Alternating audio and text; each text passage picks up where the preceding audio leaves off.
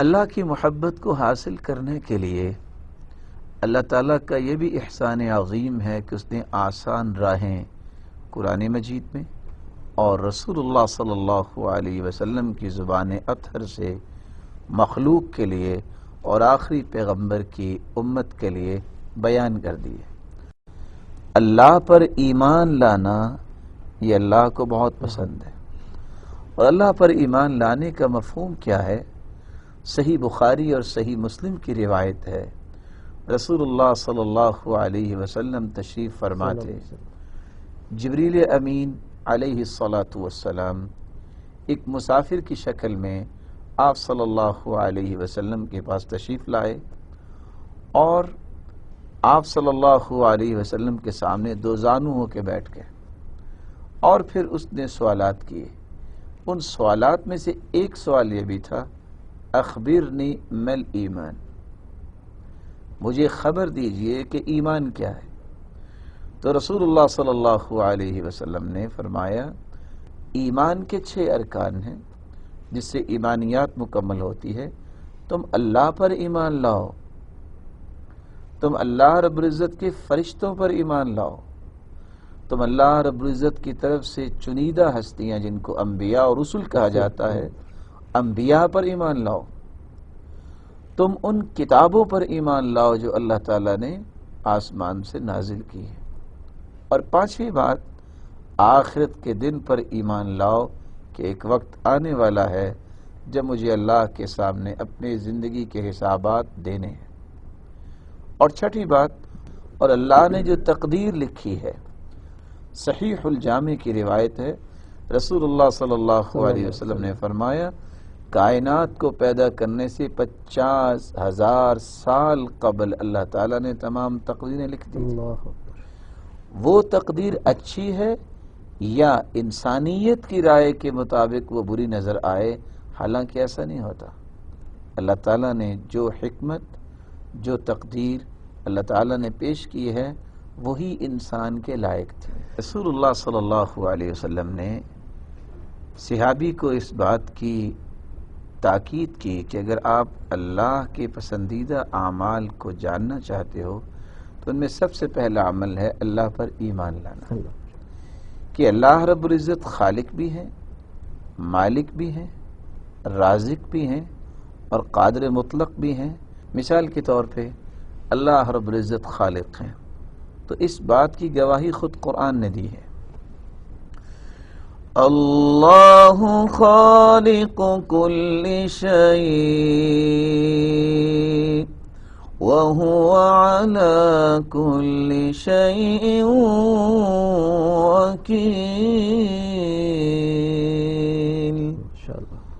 اللہ خالق کل شیء، ہر چیز کو پیدا کرنے والے اللہ سبحانہ وتعالی، وَهُوَ عَلَى كُلِّ شَيْءٍ وَكِيلٌ، اور وہ ہر چیز کے نگران بھی ہے۔ اللہ رب العزت مالک بھی ہیں، یہ ایمان لانا ہوگا کہ میں اگر کسی کی ملکیت ہوں تو وہ کون ہے؟ وہ میرا مالک ہے۔ قرآن مجید میں اللہ رب العزت اپنی ملکیت کے متعلق باقاعدہ ایک سورت نازل کی، سورۃ الملک، اور اس میں اس بات کو دنیا کے سامنے، مخلوق کے سامنے پیش کیا، تبارک الذی بیدہ الملک وہو علی کل شیء قدیر، بابرکت ہے وہ ذات جس کے ہاتھ میں پوری کائنات کی بادشاہت ہے، اور وہ ہر چیز پر قادر ہے۔ اور اللہ رب العزت کی ذات جس طرح خالق ہے، مالک ہے، اسی طرح وہ پوری کائنات پر قادر بھی ہے، قادر مطلق ہے، ساری کی ساری طاقت اللہ تعالیٰ کے پاس ہے، اور وہ اپنی مخلوق کو جس طرح اپنی قدرت سے ہر چیز عطا کرتا ہے، اپنی قدرت کے تحت ہر چیز سے چھین بھی سکتا ہے اگر وہ اس کی نافرمانی کریں گے۔ اور اسی بات کو ابھی آپ نے آیت سنی کہ وہ قادر مطلق ہے، واللہ علی کل شیء قدیر، لیکن اللہ تعالیٰ کی قدرت کے ساتھ ساتھ اللہ تعالیٰ کی رحمت دیکھیے، وہ رازق بھی ہے۔ کائنات کی کوئی چیز ایسی نہیں جس کے رزق کی ذمہ داری اللہ تعالیٰ نے نہیں اٹھائی. اور قرآن مجید میں اللہ رب العزت اس لیے فرماتے ہیں وَمَا مِن دَابَّةٍ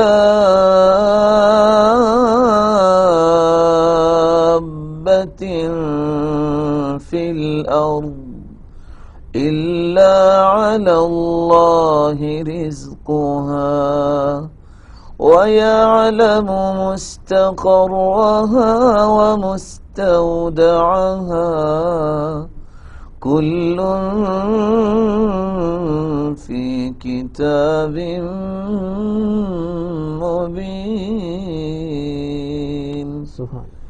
زمین پہ چلنے والی ہر مخلوق، اور اگر مفسرین کی بات مان لی جائے تو 22,000 مخلوقات زمین میں بستی ہیں، جن میں انسان ایک مخلوق ہے. ان تمام مخلوقات کی روزی اور رزق کی ذمہ داری اللہ تعالیٰ نے اٹھائی ہے. اللہ تعالیٰ کو اس بات کا علم ہے کہ کون کہاں رہتا ہے اور اسے کہاں جانا ہے، اور اللہ تعالیٰ نے یہ ساری چیزیں اپنی کتاب لوح محفوظ میں لکھی ہوئی ہیں. جہاں اللہ رب العزت قادر مطلق ہیں اور ہر ایک کو روزی دینے والے ہیں، وہاں اللہ رب العزت نے ایک اور بات بھی قرآن مجید میں بیان کی ہے کہ اللہ رب العزت تو سب کو دینے والے ہیں، کچھ لینے والے نہیں ہیں.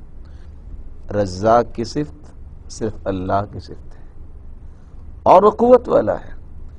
اس لیے اللہ رب العزت پر ایمان لانا کہ وہ میرا خالق بھی ہے، میرا مالک بھی ہے، اور قادر مطلق بھی ہے، اور میرا رازق بھی ہے. ایک مومن کا ایمان ہونا چاہیے کہ غوث اعظم جو ہر ایک کی فریاد سنتا ہے وہ اللہ رب العزت کی ذات ہے، کیونکہ اللہ رب العزت خود قرآن مجید میں اس بات کو اپنی مخلوق کے سامنے پیش کر رہے ہیں. أَمَّن يُجِيبُ الْمُضْطَرَّ إِذَا دَعَاهُ وَيَكْشِفُ السُّوءَ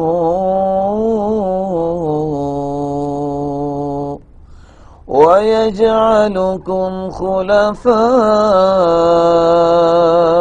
الْأَرْضِ أَإِلَٰهٌ مَّعَ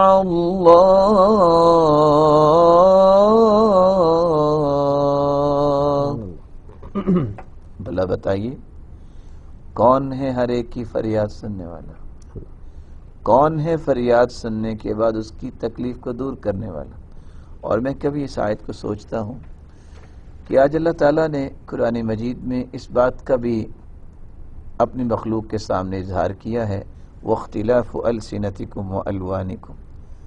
رنگ مختلف ہیں اور زبانیں مختلف ہیں، یہ اللہ کی نشانیاں ہیں. اگر ایک ہی کمرے میں 10 لوگ بیٹھے ہوں اور ایک پنجابی اور ایک اردو اور ایک انگلش اور ایک عربی زبان مختلف زبانوں میں گفتگو کر رہے ہوں تو دنیا کی قابل ترین شخصیت جو ہے ان کی ایک بات بھی سمجھ نہیں سکتی. ایسے ہی ہے. تو اربوں کی تعداد میں اللہ تعالیٰ کی مخلوق ہے اور ہر شخص اپنی زبان میں گفتگو کرتا ہے. اللہ رب العزت سب کی سنتے بھی ہیں اور اسے عطا بھی کرتے ہیں. کہ اللہ رب العزت پر ایمان لانا یہ اللہ رب العزت کے نزدیک سب سے محبوب عمل ہے. اور پھر اس ضمن میں چند آیات آپ نے سنی.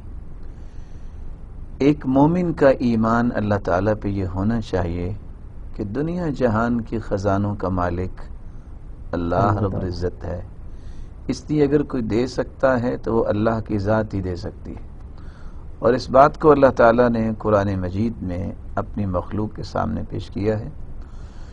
وَلِلَّهِ خَزَائِنُ السَّمَاوَاتِ وَالْأَرْضِ وَلَكِنَّ الْمُنَافِقِينَ لَا يَفْقَهُونَ. زمین و آسمان کے خزانوں کا مالک اللہ رب العزت ہے. یہ ایمان لانا کہ مالک الملک جس طرح زمین و آسمان کے خزانوں کا مالک ہے، اس کی صفت یہ بھی ہے کہ امیروں کو بھی وہی نوازتا ہے اور غریبوں کو بھی وہی نوازتا ہے. اور اس بات کو بھی اللہ تعالیٰ نے قرآن مجید میں اپنی مخلوق کے سامنے پیش کیا ہے. یا ایھا الناس انتم الفقراء الی اللہ واللہ هو الغنی الحمید.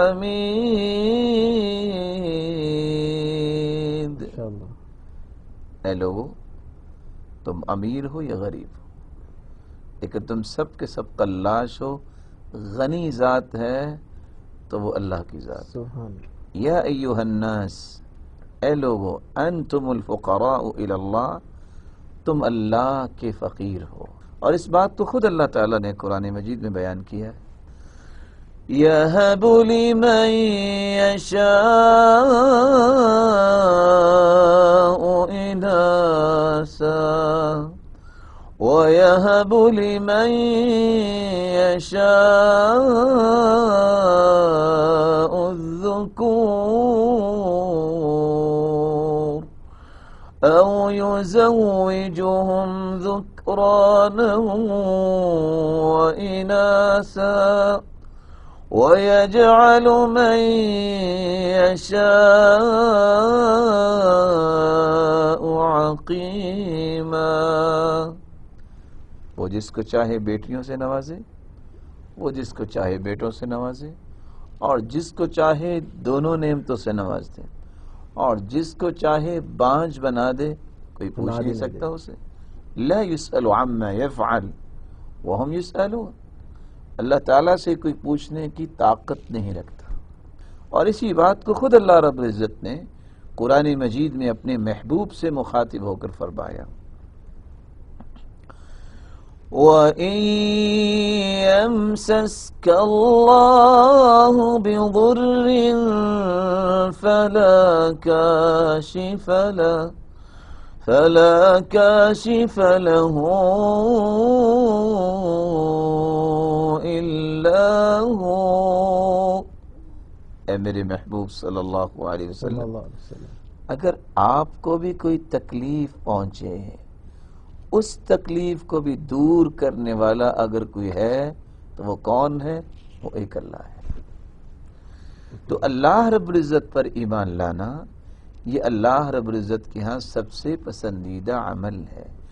ایسا عمل کرنے والا وہی اللہ کی محبت حاصل کر سکتا ہے، وہی اللہ کا محبوب بن سکتا ہے. تو اللہ کی پہچان اور اللہ کی محبت اس وقت انسان کو نصیب ہوتی ہے جب پہچان کا راستہ یہ اختیار کرے اپنے رب پر ایمان لائے. تو جب انسان کا اپنے رب پر ایمان ہو جاتا ہے، اس کا تعارف اسے ہو جاتا ہے، تو وہ اللہ کا محبوب بن جاتا ہے.